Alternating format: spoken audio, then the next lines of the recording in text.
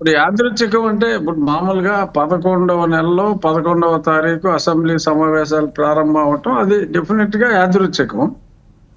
ఈ అదే కాకుండా ఈ అసెంబ్లీ సమావేశాలు కూడా 11 రోజుల పాటు నడవటం, ఆ 11 రోజులు ఈ 11 మంది రాననంటాం.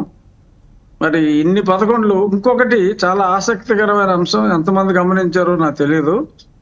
కేశవ్ బడ్జెట్ ముగించినప్పుడు అక్కడున్న గడియారంలో సమయం 11 గంటల 11 నిమిషాలు చూపెట్టింది. ఈ 11 గోలేంటో ఎగ్జాక్ట్ గా లేదు 11కి ఫినిష్ చేశాడు కేశవ్ గారు.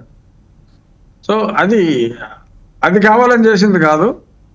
ఈ 11 రోజులు అనేది కూడా మరి బహుశా ఈ 11 రోజులు అనేది యాదృచ్ఛికం కాదేమో అని నాకు అనిపించింది. అటు 10 కాకుండా 15 కాకుండా 2 వారాలు 3 వారాలు కాకుండా 2 వారాలు అంటే 10 రోజులే మామూలుగా. అందులో ఒక రోజు 11వ రోజు అది యాదృచ్ఛికమైనా మరి ఎలా అయినా కూడా ఇవన్నీ చాలా విచిత్రంగా అంటే అప్పుడు ఆయన చెప్పేవాడు సంఖ్యాశాస్త్రం. మీరు 23 మందిని లాగేశారు, మీకు 23 మంది వచ్చారు అన్నారు. మరి ఇప్పుడు ఈయన అఫీషియల్ గా ఒక 5-6 లాగినా బహుశా ఇంకొక 5-6 అంటే 11 మంది ఆయనకు బహుశా చెరువులో ఉంటారు. అందుకని వారికి 11 వచ్చినాయేమో. ఆయన సంఖ్యాశాస్త్రం, ఆయన నమ్మిన సంఖ్యాశాస్త్రం వారికే అది తగిలినట్టుగా ఉంది. చెరపక్కరా చెడేమంటారు. సో ఎస్, అదే నిజమైందేమో. కానీ ఇప్పుడు ఇతను జగన్మోహన్ రెడ్డి గారు అసలు రాను అంటాం.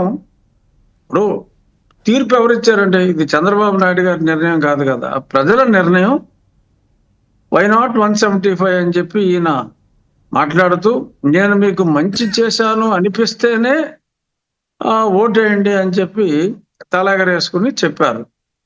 మంచి చేయలేదు అని సరే, నాలాంటోడు మీలాంటోళ్ళు మనం రోజు గొంతు చించుకుని చెప్తానే ఉన్నాం. మన మాటలు నమ్మారా, వాళ్ళే ఫేస్ చేశారా అన్నది కాసేపు పక్కన పెడితే, ఇతను మంచి చేయలేదు అని వారు ఒక విశ్వాసం, వారి పరిపూర్ణ విశ్వాసంతో ఉన్నందువల్ల ఇంతటి అప్రహితమైన విజయం మా కూటమికి దక్కింది.